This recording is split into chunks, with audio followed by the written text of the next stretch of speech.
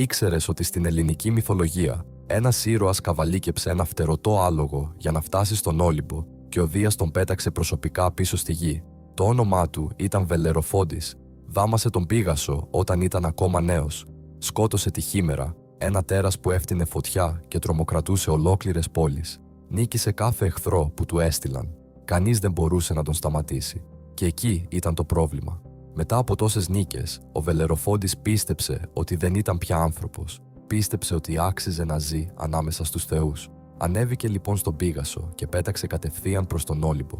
Ο Δίας δεν θύμωσε. Απλώς έβρασε.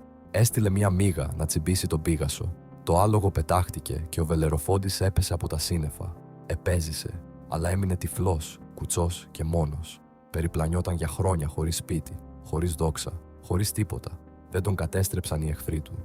Τον κατέστρεψε η ίδια του η επιτυχία.